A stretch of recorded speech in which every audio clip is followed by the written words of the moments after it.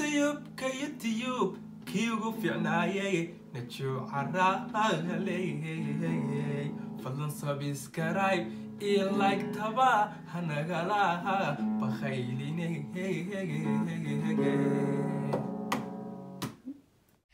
السلام عليكم ورحمة الله وبركاته كسودو فيديو عصب halkaan naga daawanaysidna waa Naajo Carale maanta waxaan ka hadlaynaa waa arin yara naxdin leh ani ahaan aad iiga naxisay waa markii ugu horeysay oo Soomaaliya uu gaaray xanuunkii magac lahaa soo magaciisa ma sheegayno xanuunkaas ayaa wadankeeni gaaray marka waa cabsi iyo maaragtay wax soo kordhay cusub marka maxaa naga cusub dalkeena waa inaan wax walba ogaanaa dalkeena ka cusub mar walba waxa kugu waajiba inaad la socotid dalkeena waxa ka socdo dalkeena xagga uu maraayo adduunka oo dhan way fiicanta inaad ogaatid laakiin gaar ahaan dalkeena xagga uu maraya waxa la qabtay wiilal baan u maleyn dadyow ka yimid wadanka China oo u yimid Muqdisho siyaabo badan ay haw kala yimaadaan ama shaqaha noqoto ama iskuulaha noqoto ama jaamacadaha noqoto I don't know ma garanayo laakiin dadkii waa la karantiilay waxaana ka waramaysa Khadiijo ya maamadaas ka waramaysa ay isla dhageysana marka hadda ila daawo muuqaalkan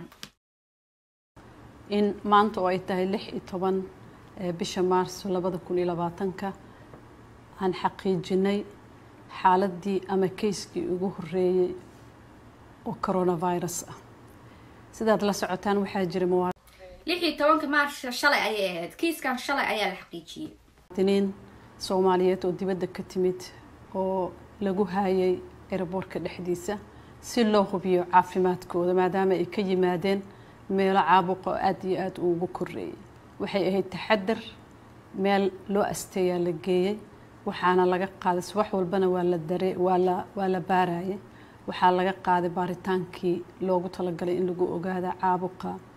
infectionka coronavirus ee COVID-19 loo inta way soo degeen waxa ay ku hayeen meel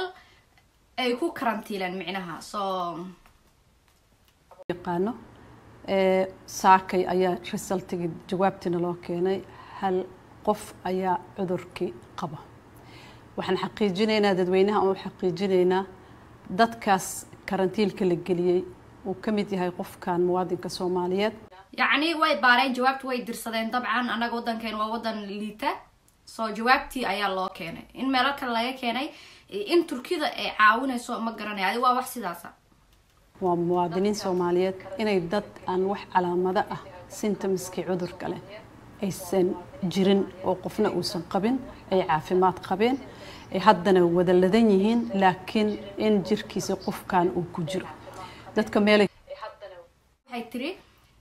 dad wax calaamado lama lahan dadkani waa run calaamaduhu badiya dhalinyarada dadka ah kama muuqdaan ama 14 cisho wax calaamad kama muuqanayo ama waxaaba la yiriba xataa calaamaduhu adoo xataa maaragtay qaba 14 cisho kadib xataa waxa laga yaabaa inaysan ka muuqan calaamadaha waayo awood iyo waxaad haysatay markii hore aad difaac jirkaaga u lahaa dadka meel ay ku karantiilan yihiin sidaad la socotaan usbuucyadii dambe oo dhan dawladda waxay wada dadaalo badan oo looga hortagayo cudurka inuu ka dilaaco wadanka hadii uu soo galo waxaa la sameeyay meel lagu karantiilo dadka ka yimaada meelaha cudurkaas uu ka jiro muddo ka yar 14 casho dadkaas hadda aan sheegayno ka yimid midkood laga helay waxay ahaayeen dad ka yimid meelaha caabuqa uu ka jiro waqti yar gudaheeda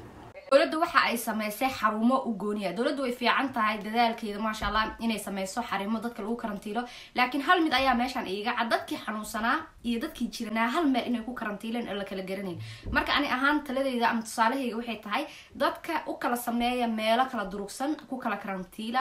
example xarun weyn oo kale oo qof walba qolkiisa uu ku xiran yahay uu isku soo dhaafi karin waayo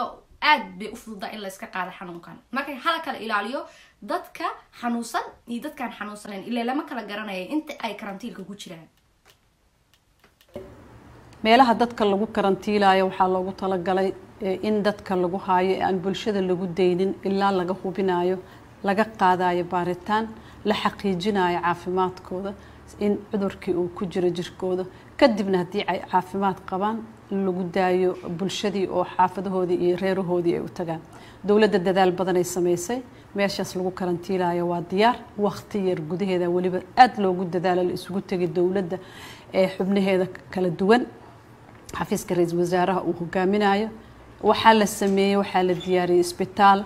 haddii xaalado ay soo baxaan lagu daaweeyo isbitaalkii qalabkiisii waa la nadiifiyey waa la baneeyey waa la diyaariyey si looga hortago in qofkii uu soo rito xanuunka uu yani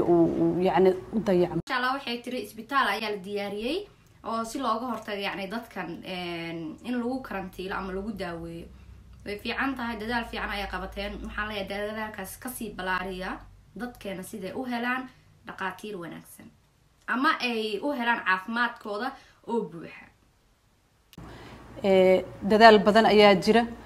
qalabkii qaar waa la dalbay qaar waa naloo keenay wax dhib oo hadda ka muuqda dadkaas iyo qofka cudurka viruska korkiisa laga helay ma jiraan waxaan rabnaa ummadda inaan u xaqiijino inay isdejiyaan aan la socodsiin doona mar walba xaaladda meesha ay maraysa haddii ay wax soo kordhaan laakiin wacyigelintii wasaaradda caafimaadka ay hogaaminayso hay-adaha dowladda culamaa u diinka masaajidyada qaybaha kala duwan ee bulshada ay isugu tagtay way soconaysaa waxaan ka codsanaynaa ummadda inay dadaalaan inay taxadaraan ayagoo aanan argagax isgelinaynin ama dadka gelinaynin in ma aragtay wax kastoo lagu yareyn kara inuu cudurkaas fido in lagu yareeyo nadaafadda in lagu dadaalo in la iska ilaaliyo goobaha ay dadka ku badan yihiin in yani shirarka ay baaqdaan haddii laga maarmo intooda badan safarada la gaabiyo si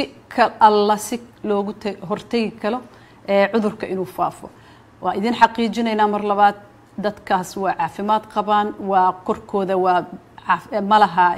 calaamado waa dad aan maalin walba ha maamada hadalkeeda halkaas ayaan maaragtay ku ekeenayna micnaha anna waa idinku sii daraya wacyigelinta si fiican bay u hadashay dowladda annaga ma haysano dowlad awood leh laakiin way dadaashay inta tabarteeda way dadaashay xarumo ayay sameysay meel dadka lagu hayo ayay sameysay dadkiina karantiil bay sameysay laakiin dadka is isku darin ayaa leeyahay insha Allah waxaan rajeynayaa dadka inay isku darin midda kale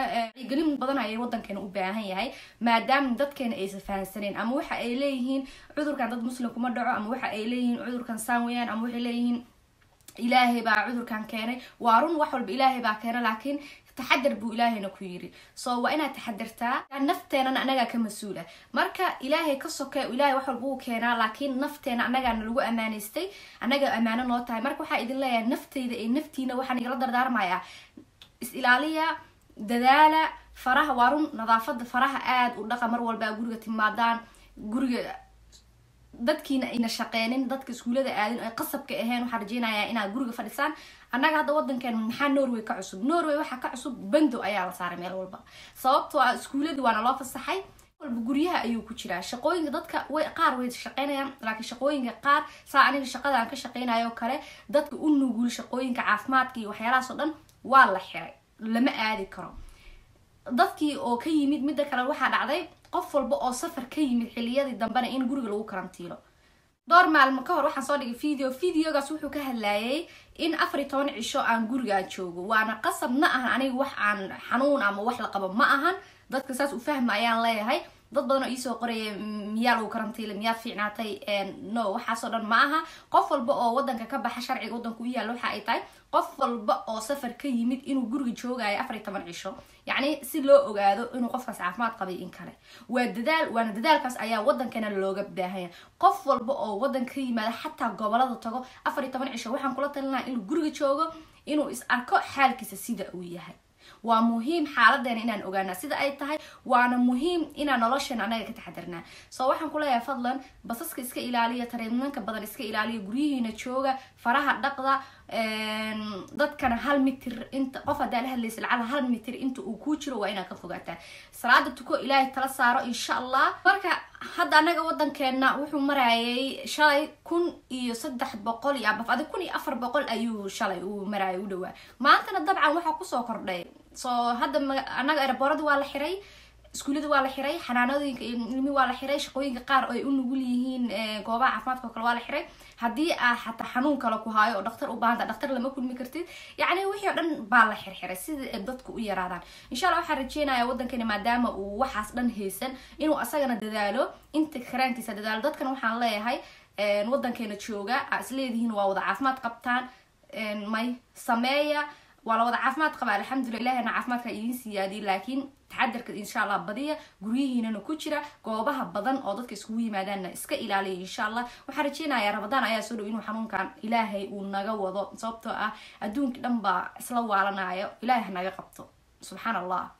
naas wuxuu ahaa wax yaroo wacyigelin ah iyo waddankeena inuu update aan ahaano oo waddankeena waxaa soo gaara aan ka warqabno marka waxaa idin leeyahay insha allah videogan haddaad ka heshanay ma dhihi karo okay subscribe insha allah noo saar hanaga tegin haddaan ugu cusub tahay like na noo saar insha allah sidaas iyo amaano allah